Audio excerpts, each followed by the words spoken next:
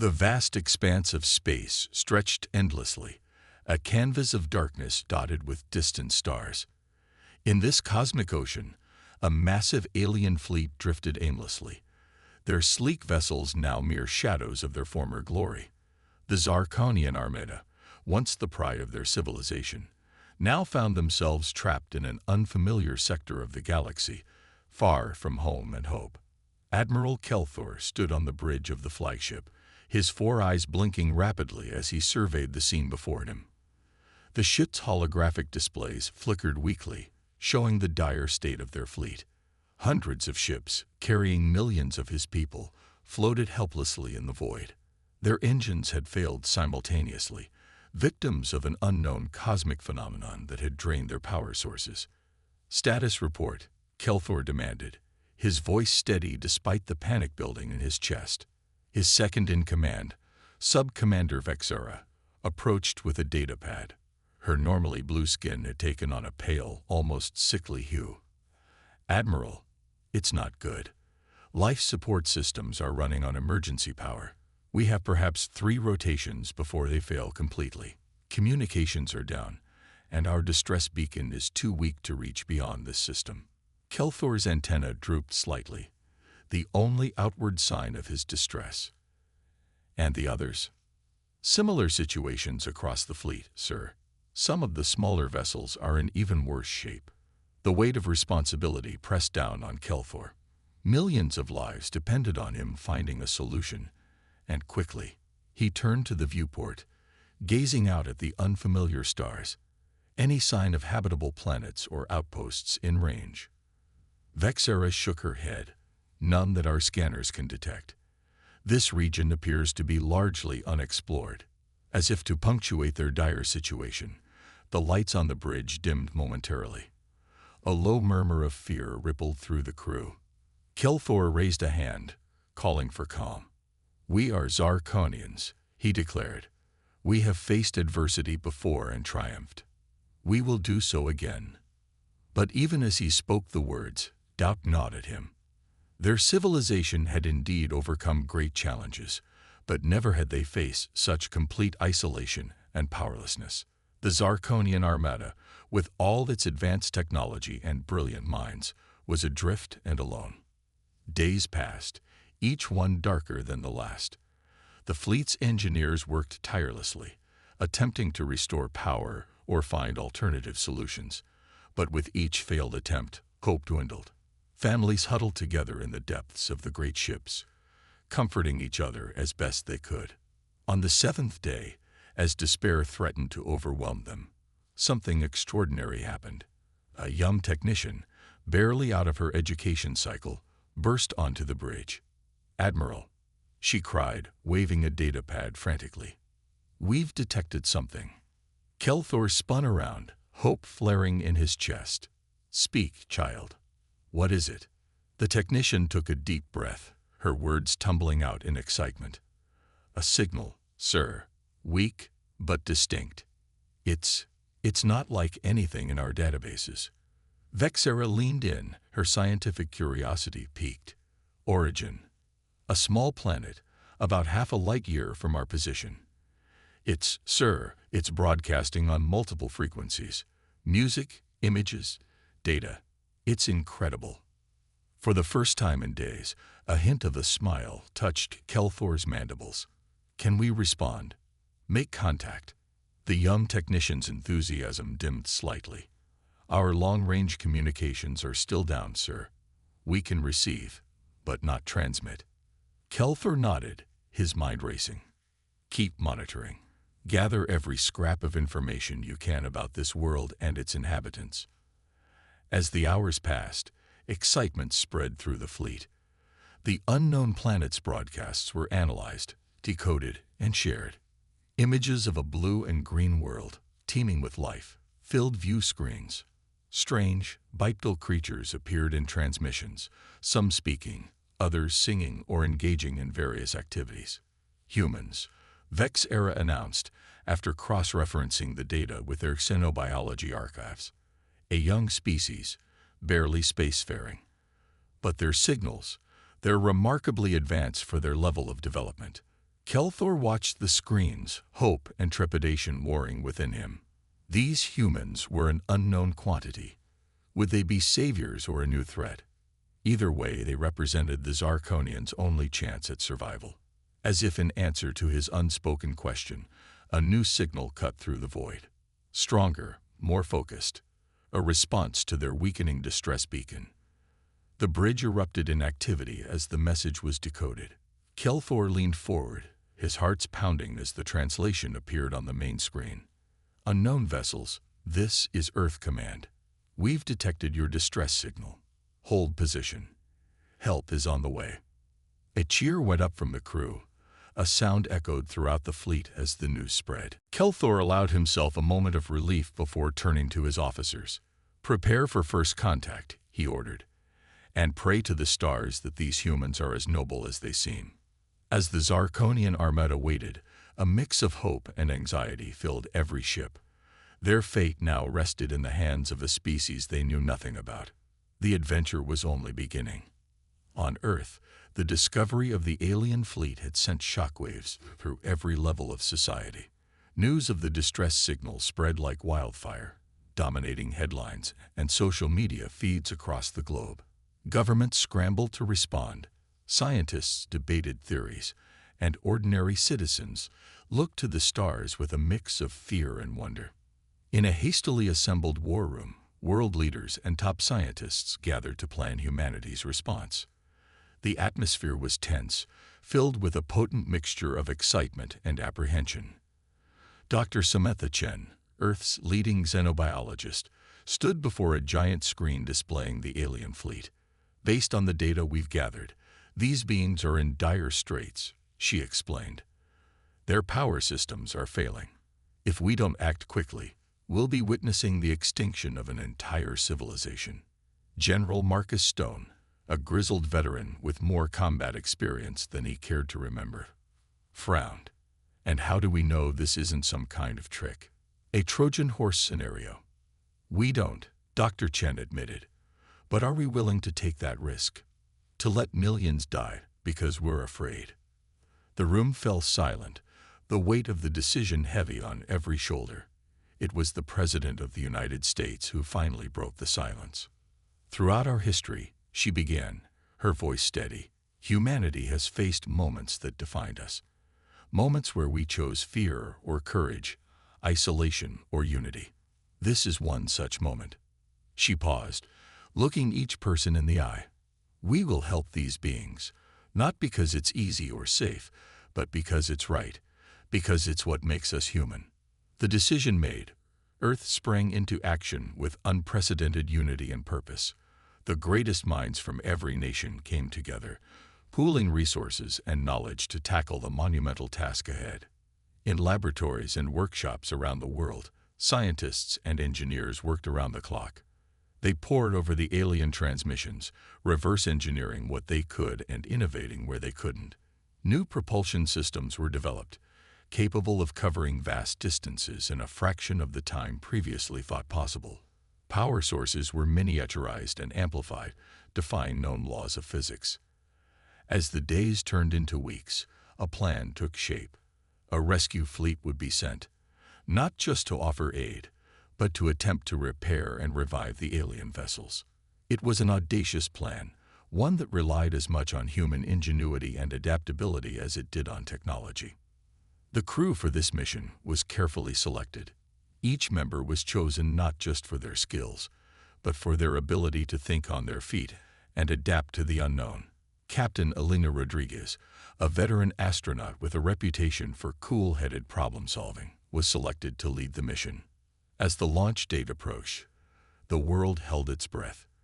In every city, crowds gathered to watch the event on massive screens. Children made alien costumes, street vendors sold first contact t-shirts, and social media buzzed with speculation and hope. On the day of the launch, Captain Rodriguez stood before her crew on the launch pad. The sleek, newly christened ship, Horizon, loomed behind them, a testament to human determination and innovation. "I won't lie to you," Elena said, her voice carrying to the millions watching around the world. "What we're about to do is dangerous. We're flying into the unknown to help beings we've never met. But in doing so, we're showing the universe the very best of humanity. Our compassion, our ingenuity, our unwavering spirit in the face of challenges. Whatever happens up there, remember this moment. Remember why we're doing this. As the crew boarded the horizon, cheers erupted from the crowds.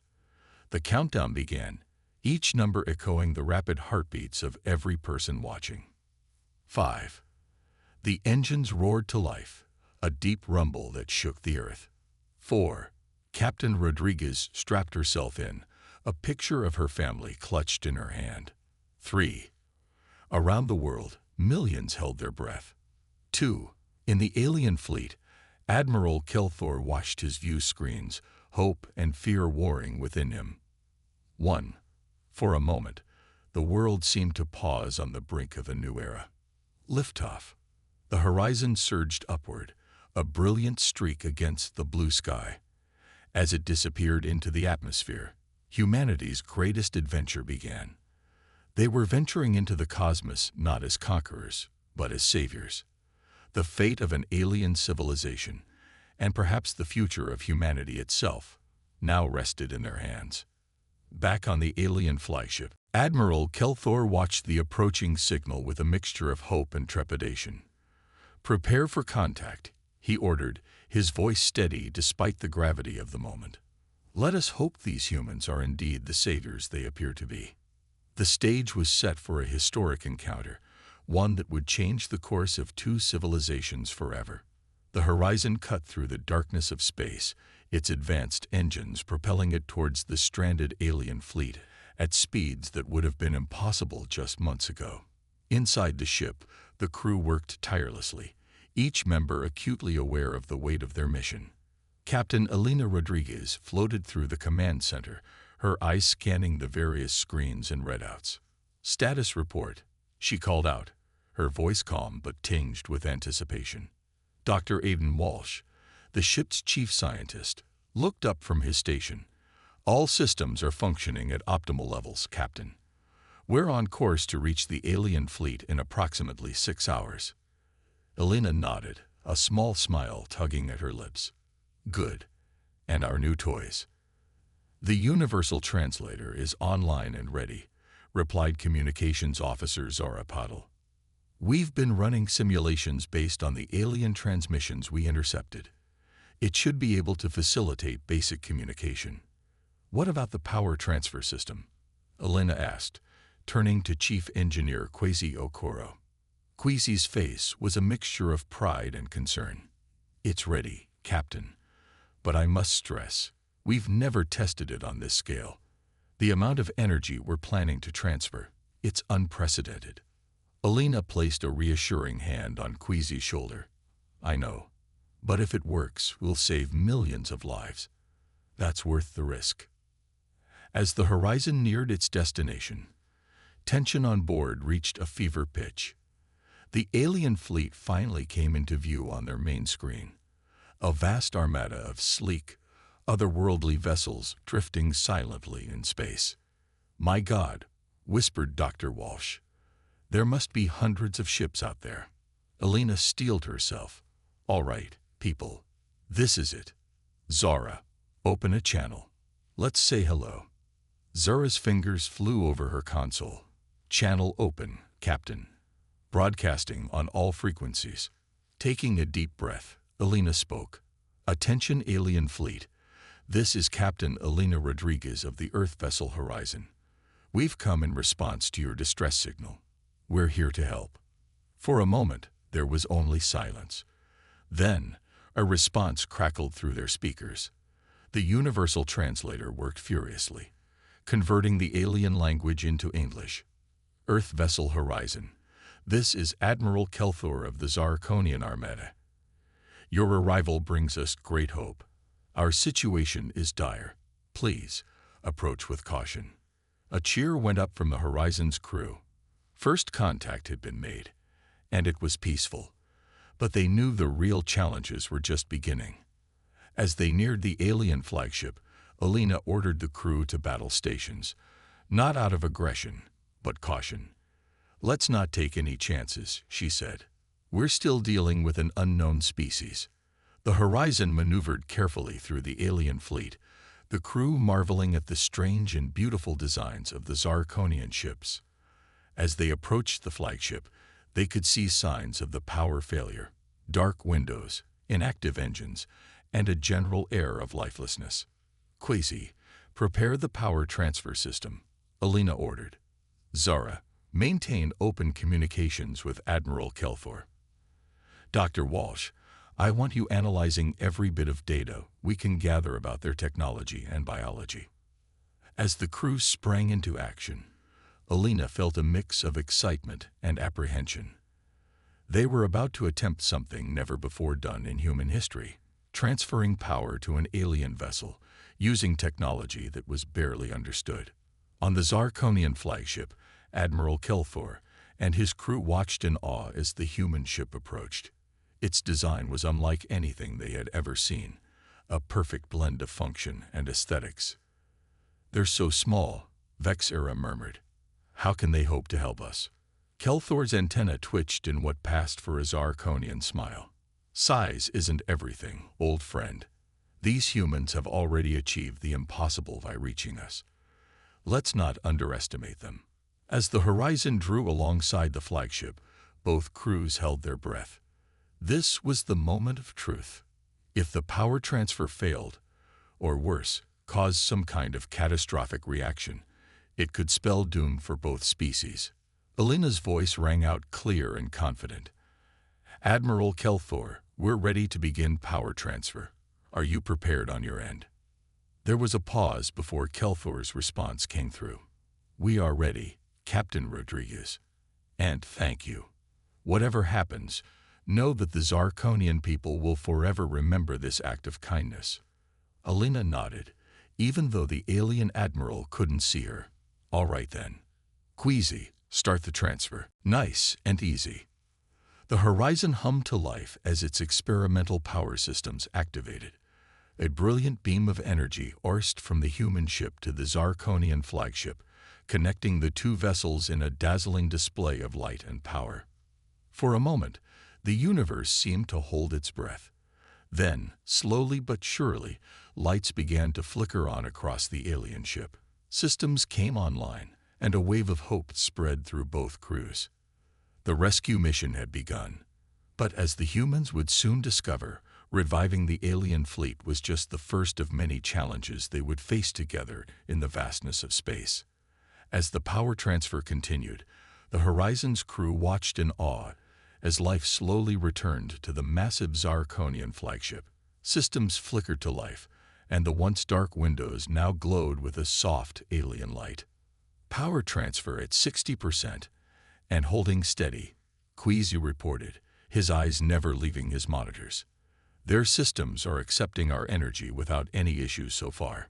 Captain Alina Rodriguez nodded, allowing herself a small smile. "Excellent work, everyone. But let's not celebrate just yet. We've still got a long way to go." Suddenly, Zora's console lit up with an incoming transmission. "Captain, Admiral Kelthor is requesting to speak with you." "Put him through," Alina ordered, straightening her uniform. The main screen flickered to life, revealing the alien admiral. The humans gasped at their first clear view of a Zarkonian. Kelthor's four eyes blinked independently, and his blue-green skin shimmered slightly.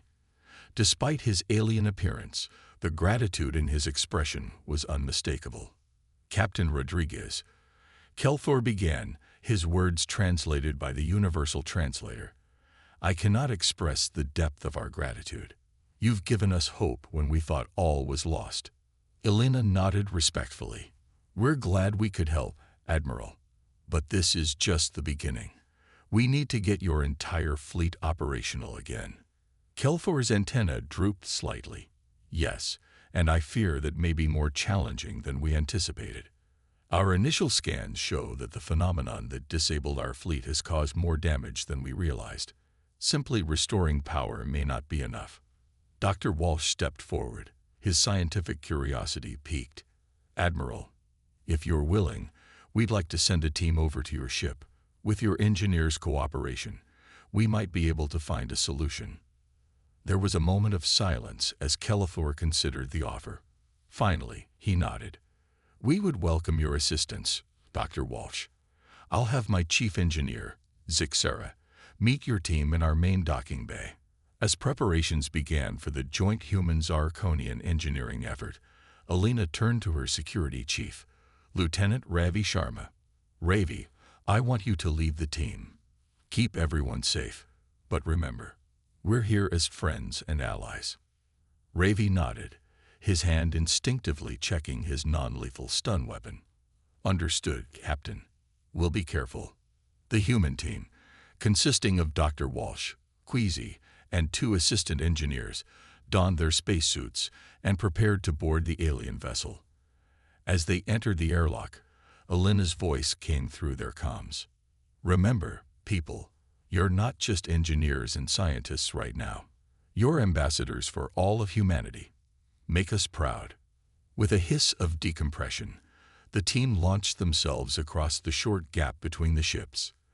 As they floated towards the Zarkonian vessel, the vast scale of the alien flyship became apparent. The horizon, impressive by human standards, looked like a toy in comparison. Inside the Zarkonian ship, the human team was met by Zixera and a group of alien engineers. The 2 species regarded each other with a mixture of curiosity and caution. Zixera stepped forward, her movements graceful despite the low gravity. Welcome aboard the Stellar Voyager, she said, her words translated for the humans. We have much work to do and little time. Please, follow me to our engineering bay. As they made their way through the alien corridors, the humans were struck by the advanced technology surrounding them. Holographic displays flickered with information, and gravity seemed to shift subtly as they moved.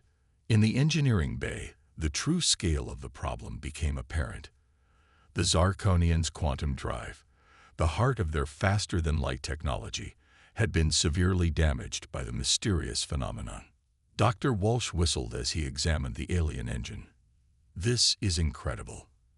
Their technology is decades, maybe centuries ahead of ours.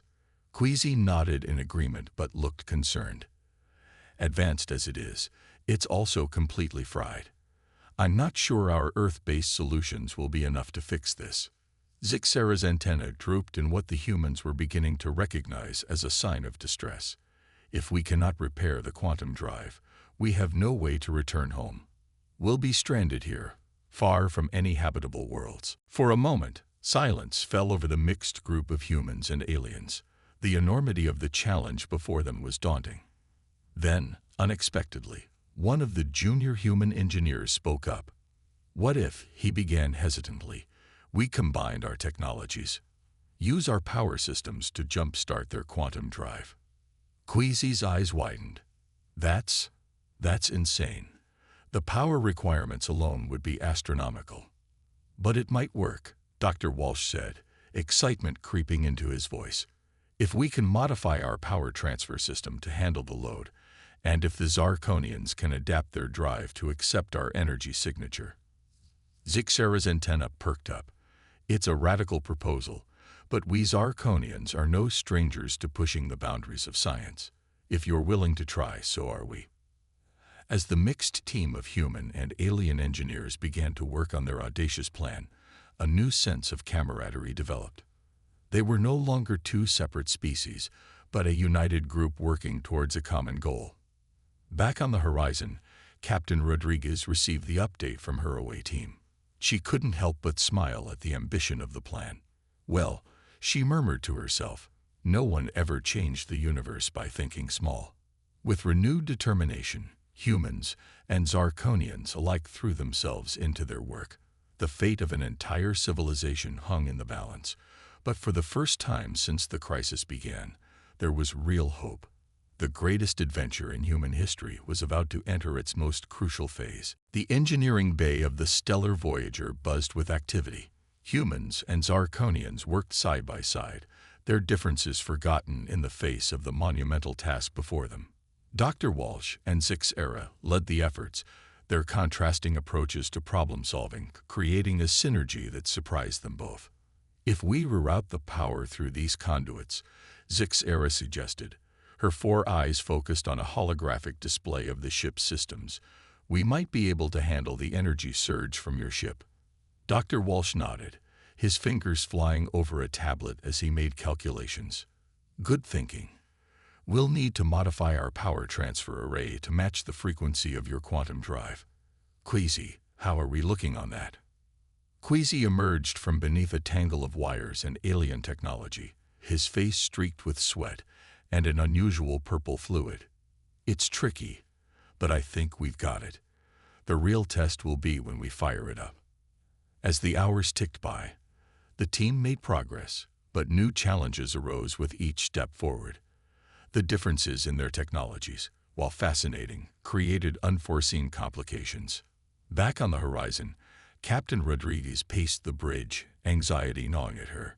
The fate of millions rested on this makeshift plan. Any update from the away team? She asked Zora. Not yet, Captain, Zora replied, her eyes never leaving her console. But I'm picking up some unusual energy readings from the Zarkonian ship.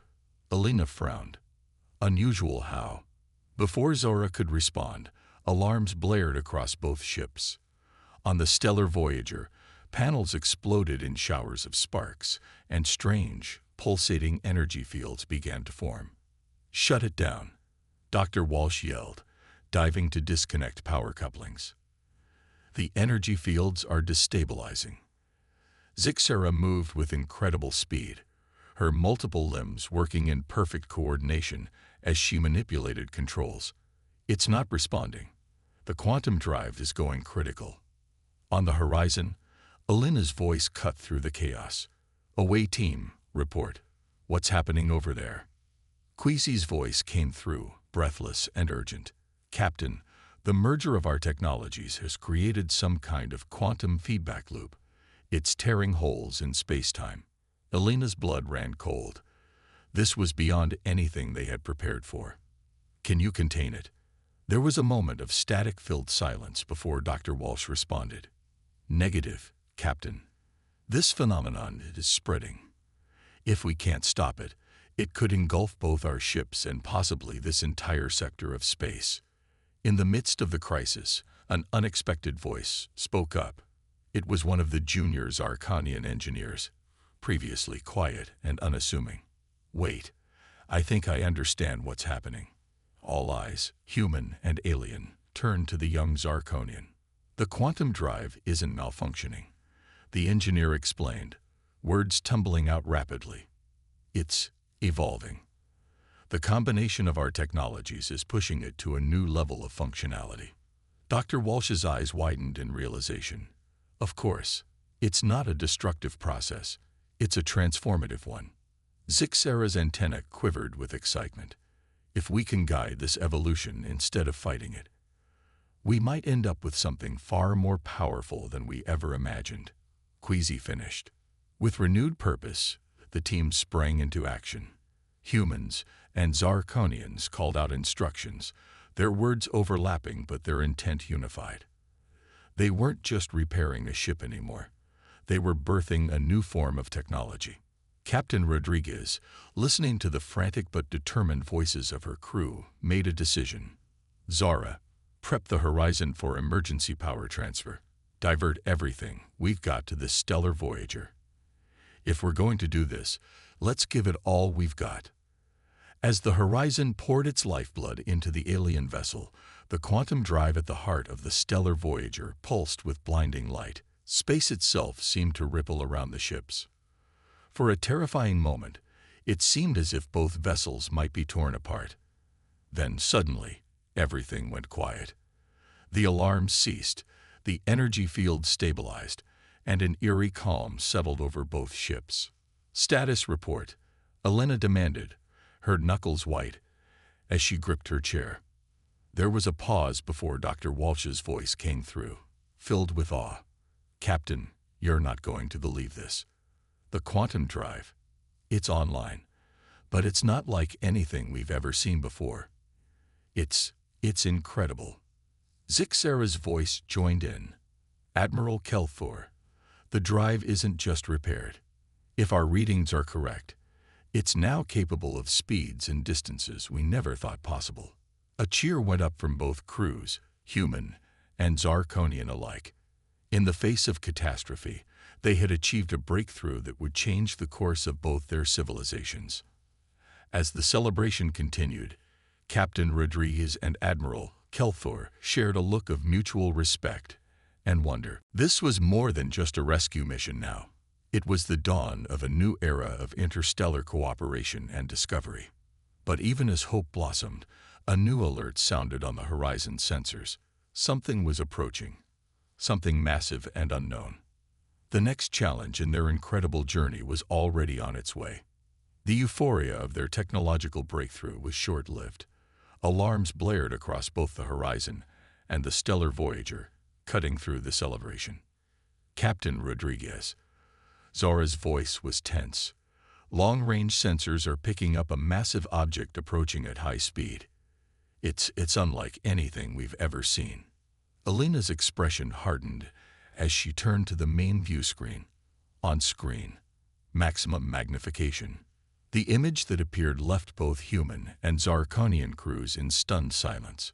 A colossal structure, easily dwarfing even the largest Zarkonian ships, loomed in the distance. It was a patchwork of metal and energy fields, its surface constantly shifting and reforming. Admiral Kelthor's voice crackled over the comm. By the cosmic winds, it's a harvester. A what? Alina asked, her eyes never leaving the screen. A cosmic entity, Kelthor explained, his tone grave. They roam the galaxy, consuming energy and technology from any civilization they encounter. We thought they were just legends. Dr. Walsh's voice joined the conversation. Captain, Admiral, the energy readings from that thing are off the charts. It seems to be drawn to the power signature of our newly modified quantum drive. Alina's mind raced. They had just saved the Zarkonian fleet, only to face an even greater threat. Options, people. I need options. For a moment, silence reigned. Then, surprisingly, it was Queasy who spoke up. What if we use the quantum drive against it? Explain, Kelthor demanded. The drive isn't just a propulsion system anymore, Queasy said, excitement building in his voice. It's a way to manipulate space-time itself. If we can lure the harvester close enough and then activate the drive at full power, we might be able to create a localized space-time distortion. Zixera finished, her antenna quivering with realization. It could trap the harvester or even tear it apart. Alina and Kelthor shared a look through the view screen. It was a desperate plan, but it was the only one they had. All right, Alina said, her voice firm. Let's do it.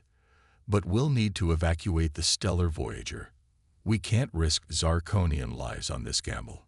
Kelthor's 4 eyes blinked in sequence. No, Captain. My people will stay. We started this journey together. We'll see it through together. What followed was a flurry of activity as both crews prepared for the confrontation. The remaining Zarkonian ships formed a protective perimeter around the stellar Voyager, while the horizon took up a flanking position. As the harvester drew nearer, its true scale became apparent. It was a metallic leviathan, its surface rippling with strange energies. Tendrils of pure energy reached out, probing the space around it. It's scanning us, Zara reported, her fingers flying over her console. Our shields are barely holding. Alina gritted her teeth. Hold position. Wait for it to get closer. The tension on both bridges was palpable as the harvester approached. Humans and Zarkonians alike watched with a mixture of fear and determination as the cosmic monster loomed ever larger on their view screens. Now, Alina and Kelthor shouted in unison. Queasy and Zixera acted in perfect synchronization, activating the modified quantum drive. The effect was immediate and spectacular. Space itself seemed to warp and twist around the stellar Voyager. A vortex of swirling energy formed, rapidly expanding towards the harvester. The cosmic entity, seemingly sensing the danger, tried to retreat, but it was too late. The space-time distortion engulfed it, its massive form twisting and contorting in ways that defied physics. For a moment, it seemed as if the plan had worked perfectly. Then, without warning, the harvester pulsed with a blinding light. The distortion field flickered and began to collapse. "It's adapting," Dr. Walsh yelled. "The field can't contain it." Alina's mind raced. They needed more power, more energy to sustain the field. Then an idea struck her. A crazy, potentially suicidal idea. "Horizon to all ships," she broadcast. "Divert all power to the stellar Voyager. Everything you've got. We need to overload that drive." Kelthor, understanding immediately, echoed the order to his fleet. "Do as she says. It's our only chance." Streams of energy poured from the assembled ships into the stellar Voyager. The quantum drive's pulsing reached a fever pitch, the space-time distortion expanding rapidly. Inside the stellar Voyager, systems began to overload. Panels exploded and warning alarms blared. But the combined crews held their ground, pushing the drive beyond its limits. With a final, deafening pulse, the quantum drive released all its pent-up energy. The resulting space-time explosion engulfed both the harvester and the stellar Voyager in a blinding light. As the light faded, Alina and the others looked on in awe. Where the harvester had been, there was now only empty space. The stellar Voyager drifted silently, its lights dark, but its structure intact. For a moment, there was only stunned silence. Then, cheers erupted across every ship in the fleet. Humans and Zarkonians celebrated together, united in their victory against impossible odds. But as Alina looked out at the stars, she knew this was only the beginning. They had not only saved a civilization, but had also unlocked secrets of the universe. The true journey, she realized, was just beginning. In the days following the defeat of the harvester, a sense of awe and excitement permeated both the human and Zarkonian crews. The stellar Voyager, miraculously intact after the space-time explosion, became a hub of frenzied activity as scientists from both species studied the modified quantum drive. Captain Alina Rodriguez stood on the observation deck of the Horizon, gazing out at the now bustling Zarkonian fleet. Admiral Kelthor floated beside her, his four eyes blinking in a pattern she had come to recognize as contentment. "You know," Alina said, breaking the comfortable silence, "when we first picked up your distress signal, I never imagined it would lead to all this." Kelthor's antenna twitched in amusement. "Nor did I, Captain. It seems the universe had greater plans for both our species." Their conversation was interrupted by the arrival of Dr. Walsh and Sixara, both looking exhausted but exhilarated. "Captain, Admiral," Dr. Walsh began, his eyes shining with excitement, "we've made some incredible discoveries about the quantum drive." Sixara nodded enthusiastically, her multiple limbs gesticulating as she spoke. "The merger of our technologies has created something truly revolutionary. The drive doesn't just allow for faster-than-light travel. It can manipulate the very fabric of space-time. The implications are staggering," Dr. Walsh continued. "Instantaneous communication across vast distances, the ability to create stable wormholes, maybe even time manipulation." Alina held up a hand, her head spinning with the possibilities. "Slow down, both of you. Are you saying we've basically unlocked the secrets of the universe?" "Not all of them," Sixara said with a laugh-like chirp. "But we've certainly opened a door to a realm of science neither of our species had dreamed possible." As the scientists continued their excited explanations, Alina noticed Queasy approaching, a serious expression on his face. "Captain," he said quietly, "we've received a transmission from Earth. The UN Security Council is concerned about the implications of our discoveries." Alina sighed. She had expected this. "Let me guess. They're worried about the military applications." Queasy nodded grimly. "Some factions are calling for us to keep the technology to ourselves, citing security concerns." Kelthor, overhearing the conversation, turned all four of his eyes to Alina. And what do you think, Captain? Should your people hoard this knowledge? Elena was quiet for a moment, considering. Then she straightened, her decision made. No, this discovery doesn't belong to humans alone. We made this breakthrough together, and we'll face its consequences together. She turned to address the gathered crew members, her voice carrying across the observation deck. Listen up, everyone. What we've achieved here is bigger than any one species or planet. It's the key to the stars themselves. As she spoke, more crew members gathered, humans and Zarkonians alike listening intently. I propose we form a joint scientific council. Elena continued, her voice gaining strength. Humans and Zarkonians working together to explore this new frontier. We'll share our findings with both our worlds, fostering cooperation instead of competition. Kelthor's antenna stood straight up, and what Elena had learned was a sign of strong agreement. A wise decision, Captain. My people would be honored to embark on this journey of discovery with yours. The assembled crew members erupted in cheers and applause. The excitement was palpable as humans and Zarkonians alike envisioned the future that they could build together. In the following weeks, as the Zarkonian fleet prepared for their journey home, now a much shorter trip thanks to the improved quantum drive, plans were made for ongoing cooperation. Exchange programs were established, with human scientists invited to study on Zarkonian worlds and vice versa. The day of departure arrived all too soon, as the massive Zarkonian ships prepared to activate their drives. Admiral Kelthor's voice came through on all frequencies. "People of Earth," he began, his words translated for the millions watching the broadcast back home. "You came to us in our hour of need, expecting nothing in return. You showed courage, ingenuity, and a spirit of cooperation that awes and humbles us. Know that from this day forward, you have steadfast friends among the stars." As the Zarkonian fleet shimmered and vanished into the depths of space, Elena felt a profound sense of pride and hope. They had not only saved a civilization, but had also opened up a universe of possibilities. Turning to her crew, Elena smiled. "Well, folks, it looks like our mission of galactic diplomacy was a success, but something tells me our adventures are just beginning." As the horizon set a course for Earth, its crew looked to the stars with new eyes. The universe had suddenly become a much bigger, more wondrous place, full of mysteries to unravel and new friends to meet.